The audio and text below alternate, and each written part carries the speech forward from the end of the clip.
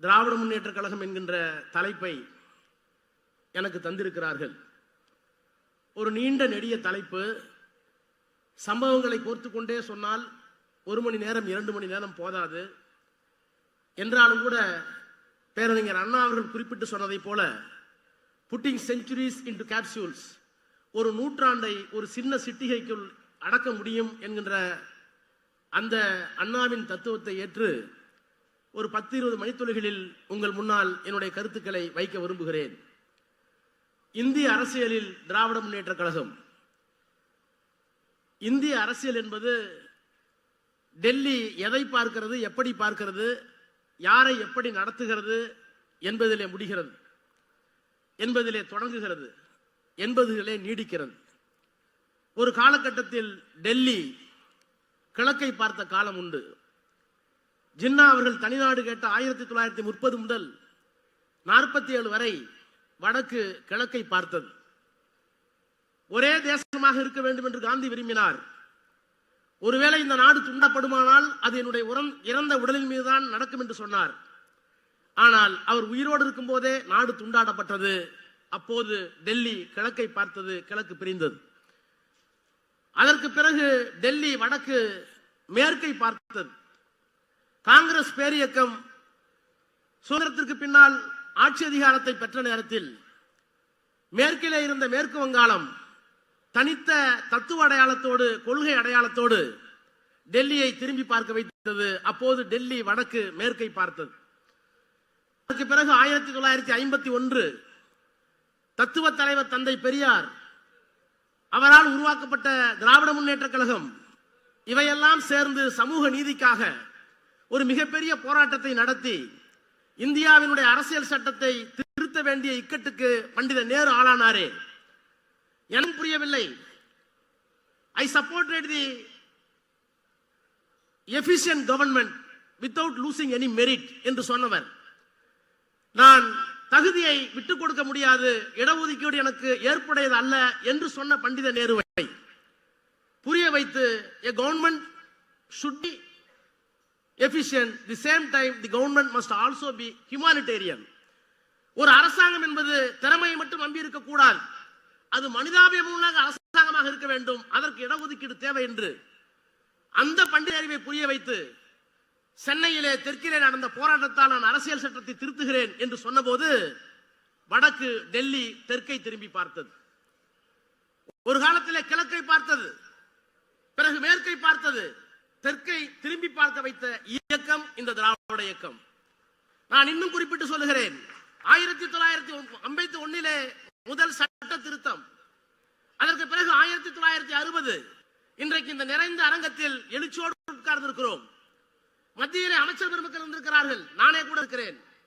நீண்ட நெடுங்காலமாக திராவிட இயக்கத்துடைய சித்தாந்தங்களை நாடாளுமன்றத்தில் சொன்ன வைகோ இருக்கிறார், முழங்கிக் கொண்டிருக்கிறார், சிவா இருக்கிறார். ஆனால் நான் எண்ணி பார்க்கிறேன், இந்த இயக்கம் ஒரு காலத்தில் எப்படி இருந்தது. 1960 ஆகஸ்ட் 14ஆம் நாள் இந்திய எதிர்பார்ட்டம் இங்கே நடந்து கொண்டிருந்த அந்த காலகட்டத்தில் நாடாளுமன்ற உறுப்பினராக இருந்த EVK சம்பத் அவர்களுக்கு பண்டித நேரு அவர்கள் கடிதம் எழுதுகிறார். என்ன கடிதம்? உங்களிடத்தை நான் அறிவேன், உங்களுக்கு ஒரு உத்தரவாதம் தருகிறேன். தமிழ்நாட்டு மக்கள் ஏற்றுக்கொள்ளுகிற வரை, ஏற்றுக்கொள்ளாத வரை நாங்கள் இந்திய இருக்க மாட்டோம். ஒரு கடிதம், ஒரே ஒரு கடிதம். அந்த கடிதத்திற்கு கடற்கரையிலே ஒரு பாராட்டு விழா. என்ன பாராட்டு விழா? அண்ணா பேசுகிறார். தம்பி பண்டித நேரு எழுதியிருக்கிறார் கடிதம். யார் தெரியுமா பண்டித நேரு? அணிசேரா நாடுகளுடைய தலைவர், யுகோஸ்லாவிய தலைவர் மார்ஷல் டிட்டோவுக்கு எழுதிய கரம். அணிசேரா நாடுகளுடைய தலைவராக இருக்கின்ற சுகஸ்லாவுக்கு எழுதிய கரம். எகிப்தினுடைய அதிபர் நாசருக்கு எழுதிய கடம் என் தம்பி சம்பத்துக்கு எழுதியிருக்கிறது. ஆனந்த கூத்தாடினார். ஒரு கடிதத்துக்கு ஆனந்த கூத்தாடி. அன்றைக்கு தேசிய அரசியல் திமுகவின் பங்கு அப்படித்தான் இருந்தது. 1962 திராவிட நாடு பிரிவினை, அதற்காக ஒரு சட்டம் கொண்டு வந்தார்களே. அந்த சட்டம் கொண்ட நேரத்தில் சொன்னார், we belong to Dravidian stock. நாங்கள் திராவிட மரபினத்தை சேர்ந்தவர்கள். we have got something concrete, something distinct, something different to offer the world at large. நாங்கள் திராவிட மரபினத்தை சார்ந்தவர்கள். இப்படி சொல்லிக் கொள்வதால் நான் வங்காளிக்கோ மராட்டியனுக்கோ எதிரிகள் அல்ல. ஆனால் இந்த உலகத்திற்கு வழங்குவதற்கு எங்களிடத்திலே தனித்த, வேறுபட்ட, தனித்துவம் கொண்ட திடமான கொள்கையில் இருக்கிறது இந்த உலகத்திற்கு வழங்குவதற்கு. இதை சொன்ன போது நாடாளுமன்றம் திரும்பி பார்த்தது.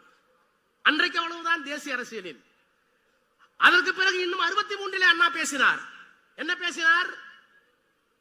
நேஷனல் இன்டகிரேஷன் கவுன்சில் திராவிடனோடு கோரிக்கை இங்கே எழுந்த பொழுது அந்த கோரிக்கை தடுக்க வேண்டும் என்பதற்காக ஒரு தடை சட்டத்தை கொண்டு வந்த நேரத்தில் ஒரு கவுன்சில், நேஷனல் இன்டகிரேஷன் கவுன்சில், தேசிய ஒருமைப்பாட்டு குழு. அந்த குழுவுக்கு யார் தலைவர்? திருவாங்கூர் சமஸ்தானத்தினுடைய திவானாக இருந்த சிபி ராமசாமி, வைஸ்ராய் கவுன்சிலே சட்ட அமைச்சராக இருந்த சிபி ராமசாமி. அவரை போட்டார்கள். நாடாளுமன்றத்திலே கேட்டார், எங்களை பிரிவினைவாதி என்று சொல்லுகிறீர்களே. அண்ணா பேசினார், எங்களை பிரிவினைவாதி என்று சொல்லுகிறீர்களே, நாங்கள் உரிமை கேட்டால் எங்களை துண்டாடுகிறான் சொல்லுகிறீர்களே, நீங்கள் தேசிய ஒருமைப்பாட்டுக்கு ஒரு ஆணை போட்டிருக்கிறீர்களே சிபி ராமசாமி, அவர் யார் தெரியுமா?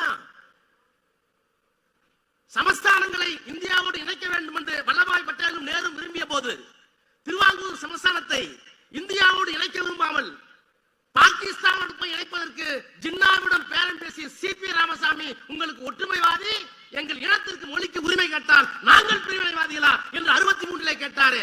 அப்போது தேசிய அரசியல் திமுகவுக்கு இருந்த இடம். அதற்கு பிறகு அண்ணா முதலமைச்சரானார். அதற்கு பிறகு வந்த பணிகளை எல்லாம் நான் சொன்னால் நேரம் போதாது, நான் மாற்றி சொல்லுகிறேன். எது திமுக? இந்திய அரசியல் சட்டம் 1946 தொடங்கி 49 வரை கான்ஸ்டிடியூஷன் அசம்பிளி டிபேட்ல தொடங்கி நிறைவாக எழுதப்பட்ட அரசியல் சட்டத்தினுடைய முகப்புரைக்கு நான் வருகிறேன். அதுதான் திமுக என்று சொல்கிறேன். We the people of India having solemnly resolved to constitute India into a sovereign, secular, socialistic, democratic republic. இது ஒரு இறையாண்மை உள்ள நாடு, இது ஒரு சமதர்ம குடியரசு, இது ஒரு மதச்சார்பற்ற நாடு, இது ஒரு ஜனநாயக நாடு. நான் பெருமையோடு சொல்கிறேன், இந்தியாவில் எத்தனையோ தேசிய இனங்கள், எத்தனையோ மொழிகள், எத்தனையோ பழக்க வழக்கம், எத்தனையோ சாதி, எத்தனையோ மதம், இவற்றையெல்லாம் ஒரு கட்டுப்பாட்டுக்குள் கொண்டு வர வேண்டும் என்பதுதான் அரசியல் சட்டத்துடைய முகப்புரை. நான் பெருமையோடு சொல்கிறேன், இந்தியாவினுடைய அரசியல் சட்டத்துடைய சொல்லப்பட்டிருக்கின்ற முகப்புரையில் சொல்லப்பட்டிருக்கின்ற அந்த இறையாண்மை, அந்த சமதர்மம், அந்த மதச்சார்பின்மை, அந்த ஜனநாயகம், இந்த 4 கொள்கைகளையும் காப்பாற்றிய ஒரு மாநில கட்சி திராவிட முன்னேற்ற கழகம் மட்டும்தான் என்பதை என்னால் சொல்ல முடியும். எப்படி? அண்ணா பேசினார், முதலமைச்சராக இருந்தார், மறைந்து விட்டார். கலைஞர் முதலமைச்சர். இந்தியாவுடைய இறையாண்மைக்கு எப்போது ஆபத்து? 1971 பாகிஸ்தான், 1999 கார்கில், திராவிட நாடு கேட்டவர்கள், பிரிவினைவாதிகள் என்றெல்லாம் சொல்லப்பட்ட நேரத்தில் 71 எந்த முதலமைச்சரும் தரவில்லை. இந்தியாவுடைய ஒருமைப்பாட்டுக்காக 5 கோடி ரூபாயை தந்து இறையாண்மையை காப்பாற்றியவர், 6 கோடி ரூபாயை தந்து இறையாண்மையை காப்பாற்றியவர் கலைஞர். 99 எந்த மாநிலம் கொடுக்கவில்லை. வாஜ்பாய் பிரதமர் 100 கோடி ரூபாயை கார்கில் போருக்கு கொடுத்து இறையாண்மைக்கு கட்டியம் கூறியவர் கலைஞர். அப்ப அரசியல் சட்டத்துடைய பிரியாமல்ல இறையாண்மையை காப்பாற்றிய இயக்கம் திராவிட முன்னேற்ற கழகம், கலைஞர். மதச்சார்பின்மைக்கு வாருங்கள். இங்கே ஆசிரியர் இருக்கிறார், விடுதலை ஆசிரியர் வீரமணி இருக்கிறார். ஒரு காலகட்டத்தில் திராவிட முன்னேற்ற கழகத்தினுடைய ஒவ்வாமை இருந்தது. என்ன ஒவ்வாமை? பிஜேபியோட கூட்டணி. செய்யத்தக்க அல்ல செய்ய அல்ல கெடும், செய்யத்தக்க அல்லாம யாரும் கெடுமா. செய்ய வேண்டியதை செய்யலனாலும் தப்பா போடும், செய்ய வேண்டியதை செய்யாம உணர்ந்துடும்.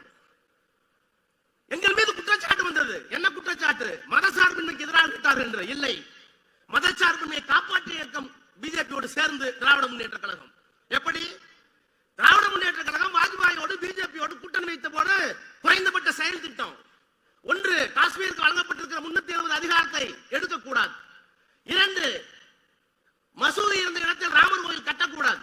3, இஸ்லாமியர்களுக்கு இருக்கிற பொது சட்டம், அவர்களை வஞ்சிக்கின்ற பொது சட்டத்தை காமன் சிவில் கோட் கொண்டு வரக்கூடாது. மதச்சார்பின்மை கொள்கையை வெளியிலே இருந்து காப்பாற்றுவது வேறு.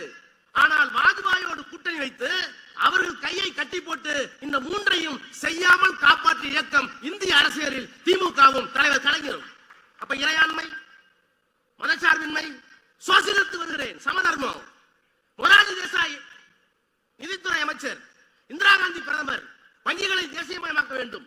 முதலாளிகளுக்கு மட்டுமே, பஸ் முதலாளிகளுக்கு மட்டுமே, மிராஸ்தார்களுக்கு மட்டுமே, மிட்டாக்களுக்கு மட்டுமே பயன்பட்ட வங்கிகளை தாழ்த்தப்பட்டவனுக்கும் பிற்படுத்தப்பட்டவனுக்கும் ஏழைக்கும் கொண்டு வர வேண்டும் என்பதற்காக அந்த சட்டத்தை நாடாளுமன்றத்தில் கொண்டு வர முயற்பட்ட போது மொரார்ஜி தேசாய் ஒத்துக்கல. ஆனால் அன்றைக்கு இங்கிருந்து ஒரு குரல், கலைஞரின் குரல் கூட்டணியில இருந்தார். இந்திரா காந்தி அம்மையார் அவர்களே, சமதர்மம் ஓங்க வேண்டும், அதுதான் எங்களுடைய கொள்கை, எங்களுடைய நாடாளுமன்ற உறுப்பினர்கள் உங்களுக்கு ஆதரவாக இருப்பார்கள், அந்த சட்டத்தை கொண்டு வாருங்கள் என்று சொல்லி அன்றைக்கு சமதர்மத்தை காப்பாற்றிய இந்த இயக்கம். இந்திய அரசியலில் திமுக. அப்ப இறையாண்மை, மதச்சார்பின்மை, சமதர்மம், ஜனநாயகம். எப்போது ஜனநாயகத்திற்கு ஆபத்து வந்தது? மிசா வந்த போது ஆபத்து வந்தது. யார் இந்த முதலமைச்சர்? நான் இன்னொரு மேடையிலே சொன்னேன், அந்த 25 வயதில் 23 வயதில் காயங்களோடு திருமணமான ஒரு புதிய மணமகன் இல்லத்தினுடைய சுகத்தை எல்லாம் துவக்க வேண்டிய அந்த வயதில் சிறையை சிலுவையை ஏற்றுக்கொண்டாரே, அப்படி ஜனநாயகத்திற்கு ஆபத்து வந்த போது அதை தடுத்து நிறுத்தியது மட்டுமல்ல, அதற்காக ஆட்சியை இழந்து எதிர்த்து நின்று குரல் கொடுத்து அதற்கு பிறகு அரசியல் சட்டத்தை திருத்தி 42 அமெண்ட்மெண்ட் சொல்வார்களே, நீதித்துறைக்கு மரியாதை இல்லை, நீதித்துறை கேள்வி கேட்க முடியாத நாடாளுமன்ற சட்டங்களை என்றெல்லாம் கொண்டு வந்தார்களே, அந்த காட்டு தர்பார் சட்டத்தை தூக்கி எறிந்து மீண்டும் ஒரு ஆட்சியை கொண்டு வந்த பெருமை கலைஞருக்கும் திராவிட முன்னேற்ற கழகத்துக்கும் இந்திய அரசியலிலே உண்டு.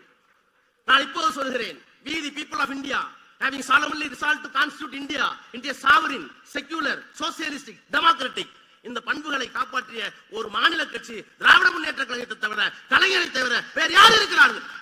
அவ்வளவு பெருமைக்கும்.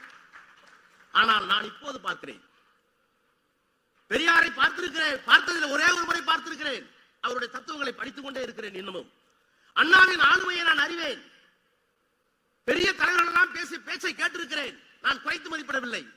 கலைஞரோடு அருகிலேயே பயணித்தவன், அவருடைய ஆளுமையை நான் அறிவேன்.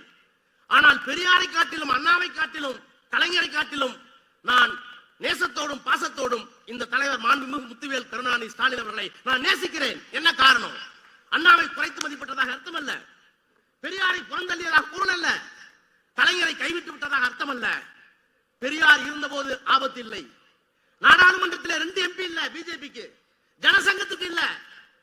அண்ணா இருந்தபோது ஒற்றை இலக்கம், கலைஞர் இருந்தபோது 100 நாடாளுமன்ற உறுப்பினர்கள் ஆட்சி பொறுப்பில் இருந்தார், அவரே உள்ளிருந்து காப்பாற்றினார். ஆனால் இந்த மனிதன் இருக்கிற நேரத்தில், திராவிட மாடல் நாயகன் இருக்கிற நேரத்தில் பெரியார் இல்லை, கலைஞர் இல்லை, அண்ணா இல்லை. ஆனால் ஆபத்து எங்கே இருக்கிறது? வல்லூர் வட்டமிடுகிறது. 400 நாடாளுமன்ற உறுப்பினர்கள், இப்போது 250 நாடாளுமன்ற உறுப்பினர்கள், ஒரே மொழி, ஒரே தேசம், அரசியல் சட்டத்தை தூக்கி எறிவோம் என்று சொல்லுகிற போது நாங்கள் டெல்லிக்கு அவுட் ஆஃப் கண்ட்ரோல் என்று சொல்லக்கூடிய ஒரு மகத்தான தலைவனை இந்திய அரசியல் நாம் பெற்றிருக்கிறோமே. அவருக்குள்ளார் பெரியார், அண்ணா, கலைஞர் நிற்கிறார்கள். டீலிமிட்டேஷன்.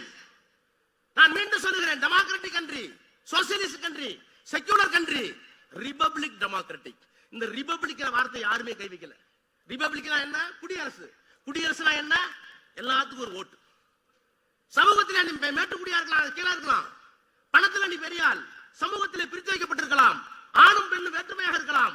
ஆனால் ரிபப்ளிக், குடியரசு வந்து விட்டால் எல்லாத்துக்கும் ஒரே மரியாதை. அந்த மரியாதைக்கு குழி தோண்டுகின்ற டீலிமிட்டேஷன். மறுவரை செய்வோம். தமிழ்நாடு போன்ற மாநிலங்களை தூக்கி எறிவோம். உத்தரப்பிரதேசம் இருந்தால் போதும், மத்திய பிரதேசம் இருந்தால் போதும், 4 மாநிலங்களை கொண்டு இந்தியாவுடைய தலைவதியை நாங்கள் நிர்ணயிப்போம் என்று சொல்லுகின்ற ஜனநாயகத்திற்கு எதிரான டீலிமிட்டேஷன், மறுவரையறை, அதை எதிர்த்து நிற்கிற துணிச்சல். அதற்காக ஒரு மாநாடு கூட்டி இந்தியாவுடைய தலைவர்களை எல்லாம் சென்னைக்கு அழைத்து இந்திய அரசியலை திரும்பி பார்க்க ஒரு தலைவன் இருக்கிறார் என்றால் அந்த ஒரே தலைவன் மாண்புமிகு முத்துவேல் கருணாநிதி ஸ்டாலின். இன்றைக்கு எஸ்ஐஆர், நான் இன்னும் ஒரே ஒரு நிமிடத்தில் முடிக்கிறேன். எங்கே இருக்கிறார் தெரியுமா? அண்ணா போராடினார், நாடாளுமன்றத்திலே முழங்கினார், எழுச்சி நாள் கூட்டம் போட்டார். முதலமைச்சராக வந்ததற்கு பிறகு நான் மறுக்கவில்லை. கலைஞர் பல்வேறு செயல்களை செய்து முடித்தார். ஆனால் இன்றைக்கு அரசியல் சூழ்நிலை எப்படி இருக்கிறது? நேரு இல்லை, இந்திரா காந்தி இல்லை. அண்ணா பேசியது நேருடன், சமனுக்கு இருந்தது கலைஞர் இந்திரா காந்தியுடன். ஆனால் இன்றைக்கு யாரோடு இருக்கிறோம்? மோடியோடும் அமித்ஷாவோடு இருக்கிறோம். அப்ப உத்திகளை மாற்ற வேண்டும் அல்லவா? என்ன உத்தி? நீட் மத்திய அரசாங்கம் சட்டம் கொண்டு வருகிறது, ஒன்றிய அரசாங்கம். இடபிள்யூஎஸ் ஒன்றிய அரசாங்கம் சட்டம் கொண்டு வருகிறது, economically weaker section. National education policy சட்டம் கொண்டு வருகிறார்கள், எஸ்ஐஆர் சட்டம் கொண்டு வருகிறார்கள். இந்த சட்டத்தை எல்லாம் நாடாளுமன்றம் ஏற்றுகிறது. நன்றாக கவனியுங்கள். The political will of the entire people of India is being reflected in the parliament. அப்படித்தான் பொருள். ஒரு நாடாளுமன்ற உறுப்பினர் ஓட்டு போட்டு விட்டால், உதகை நாடாளுமன்ற உறுப்பினர் நாடாளுமன்றத்தில் ஓட்டு போட்டு விட்டால் எனக்கு 14 லட்சம் பேர் இருக்கிறார்கள் பின்னாலே, நான் அவர்கள் ஓட்டு போட்டதாக பொருள். அப்ப entire sovereignty of the country is being reflected in the parliament.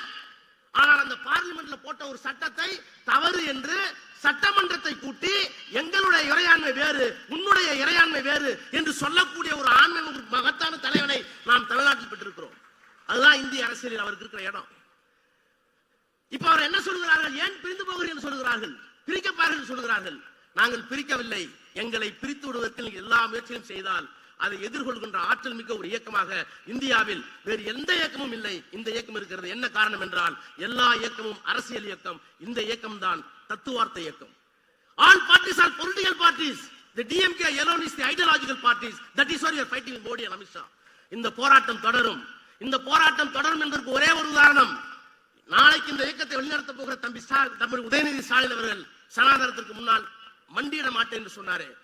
நான் எல்லோருக்கும் சொல்லுகிறேன், இந்தியா முழுக்க சொல்லுவேன், அவரை தோளில தூக்கி சுமக்கிற மகிழ்ச்சி எங்களுக்கு இருக்கிற என்ன காரணம்? அவர் இளைஞரா? அவர் மூத்தவரா? சிறைக்கு சென்றாரா? சிலுவை ஏந்தினாரா? தேவையில்லை. சனாதனத்துக்கு மண்டியிடாத ஒரே ஒரு தலைவன் எங்கள் இயக்கத்திற்கு போதும். அதுதான் இந்திய அரசியல் நாங்கள் பெறப்போகிற வெற்றி. நன்றி, வணக்கம்.